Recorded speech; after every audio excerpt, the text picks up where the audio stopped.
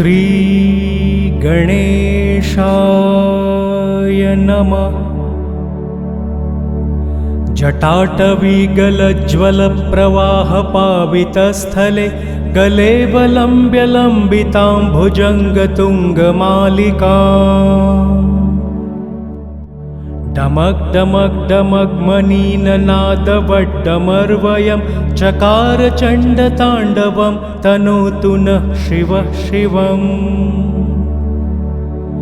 जटाकटाः सम्भ्रमं भ्रमन्निलिम्पनिर्झरि विलोलवीचिवल्लरि विराजमानमूर्धनि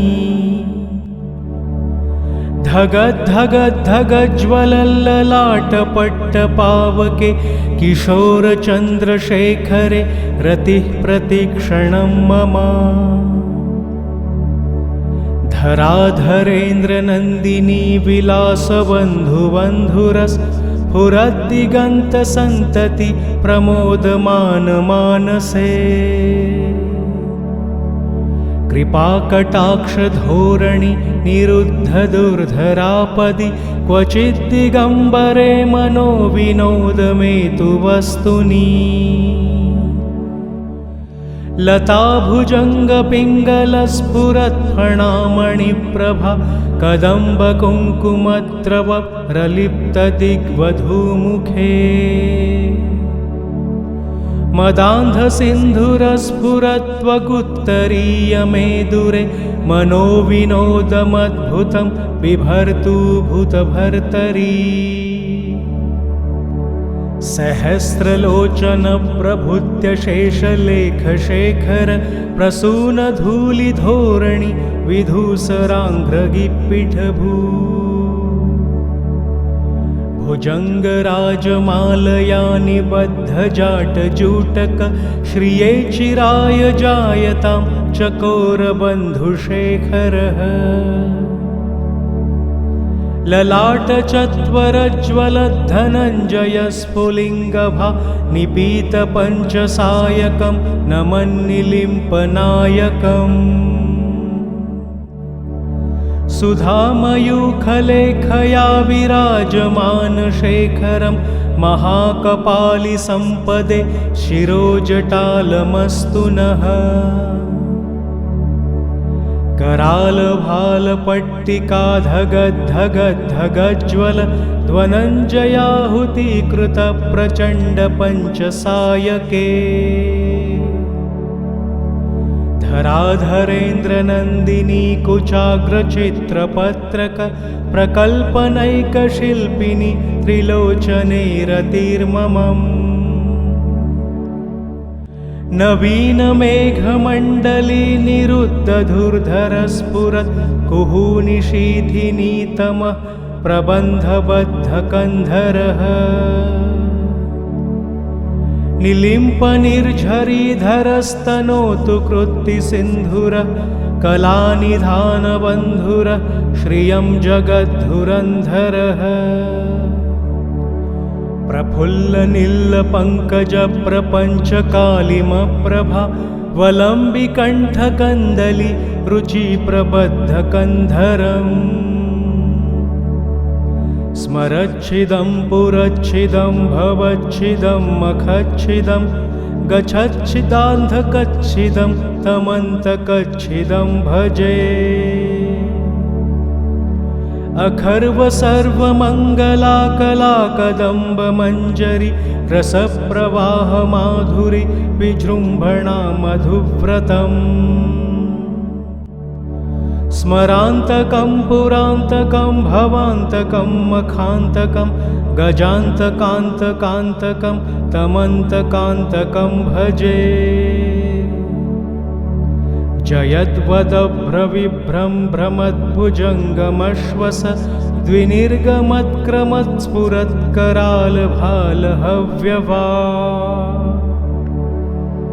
धिमिद्धिमिद्धिमिध्वनन् मृदुङ्गतुङ्गमङ्गलं ध्वनिक्रमप्रवर्तित प्रचण्डताण्डवः शिवः। स्पृशद्विचित्रतल्पयोर्भुजङ्गमौक्तिकस्रजोर्गरिष्ठरत्नलोष्ठयो सुदृग्विपक्षपक्षयोः तृषार्णविन्दचक्षुषोः प्रजामही महेन्द्रयो समप्रवृत्तिकः कदा सदा शिवं भजे कदानिलिम्पनिर्झरी निकुञ्जकोटरे वसन् विमुक्तदुर्मतिः सदा शिरस्थमज्जलिं वहन् विमुक्तलोललोचनोललामभाललग्नकः शिवेति मन्त्रमुच्चरन् कदा सुखी भवाम्यहम् इदं हि नित्यमेव मुक्तमुत्तमोत्तमं स्तवं पठन्नरः ब्रुवन्नरो विशुद्धिमेति सन्ततम् हरे गुरो सुभक्तिमाशु याति नान्यथा गतिं विमोहनं हि देहिनां सुशङ्करस्य चिन्तनम्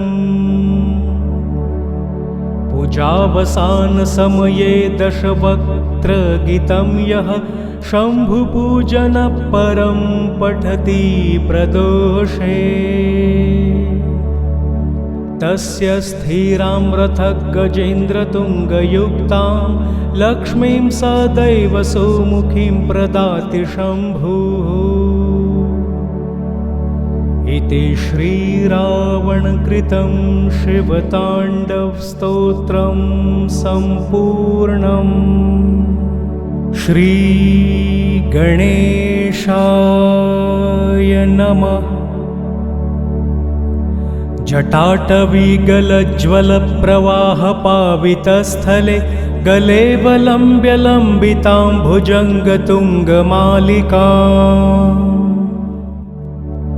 डमक् डमक् डमग्मनीननादवड्डमर्वयं चकार चण्डताण्डवं तनोतु नः शिवः शिवम् जटाकटाः सम्भ्रमं भ्रमन्निलिम्पनिर्झरि विलोलवीचिवल्लरि विराजमानमूर्धनि धगद्धगद्धगज्ज्वलल्ललाटपट्टपावके किशोरचन्द्रशेखरे रतिः प्रतिक्षणं मम धराधरेन्द्रनन्दिनी विलासबन्धुबन्धुरस्फुरद्दिगन्तसन्तति प्रमोदमानमानसे कृपाकटाक्षधोरणि निरुद्धदुर्धरापदि क्वचिद्दिगम्बरे मनोविनोदमेतु वस्तुनि लताभुजङ्गपिङ्गलस्फुरत्फणामणिप्रभा कदम्बकुङ्कुमद्रवप्रलिप्तदिग्वधूमुखे मदान्धसिन्धुरस्फुरत्वकुत्तरीयमेदुरे मनोविनोदमद्भुतं बिभर्तु भूतभर्तरी सहस्रलोचनप्रभृत्यशेषलेखशेखर प्रसूनधूलिधोरणि विधूसराङ्घ्रगिप्पिठभू भुजङ्गराजमालया निबद्धजाटजूटक श्रिये चिराय जायतां चकोरबन्धुशेखरः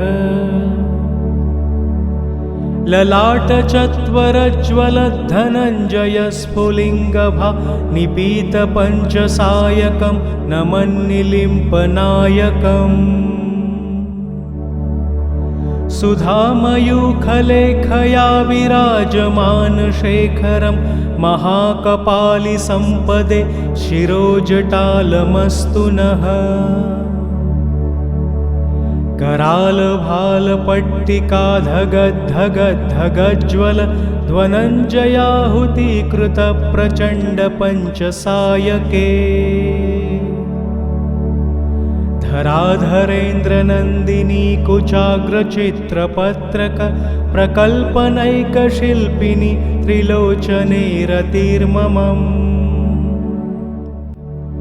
नवीनमेघमण्डली निरुद्धधुर्धरस्फुरत् कुहूनिशीथिनीतमः प्रबन्धबद्धकन्धरः निलिम्पनिर्झरीधरस्तनोतु कृत्तिसिन्धुरः कलानिधानबन्धुरः श्रियं जगद्धुरन्धरः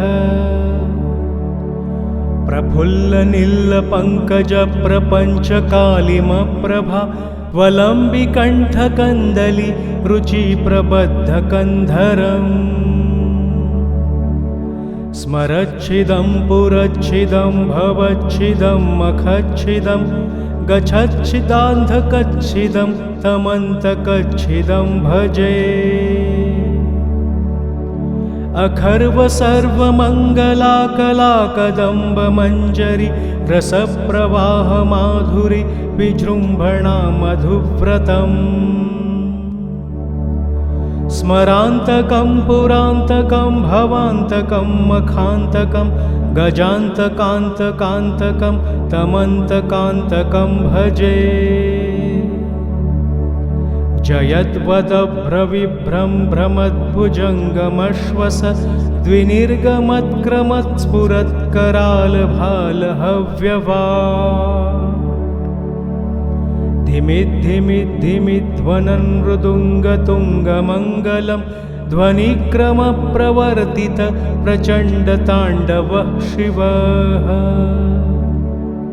स्पृशद्विचित्रतल्पयोर्भुजङ्गमौतिकस्रजोर्गरिष्ठरत्नलोष्ठयो सुदृग्द्विपक्षपक्षयोः तृषार्णविन्दचक्षुषोः प्रजामही महेन्द्रयो समप्रवृत्तिकः कदा सदा शिवं भजे कदा निलिम्पनिर्झरी निकुञ्जकोटरे वसन् विमुक्तदुर्मतिः सदा शिरस्थमज्जलिं वहन् विमुक्तलोललोचनोललामभाललग्नकः शिवेति मन्त्रमुच्चरन् कदा सुखी भवाम्यहम् इदं हि नित्यमेव मुक्तमुत्तमोत्तमं स्तवं पठन्नरब्रुवन्नरो विशुद्धिमेति सन्ततम् हरे गुरो सुभक्तिमाशु याति नान्यथा गतिं विमोहनं हि देहिनां सुशङ्करस्य चिन्तनम् पूजावसानसमये दशवक्त्रगीतं यः शम्भुपूजनपरं पठति प्रदोषे तस्य स्थिरां रथगजेन्द्रतुङ्गयुक्तां लक्ष्मीं सदैव सुमुखीं प्रदाति शम्भुः इति श्रीरावणकृतं शिवताण्डवस्तोत्रं सम्पूर्णम्।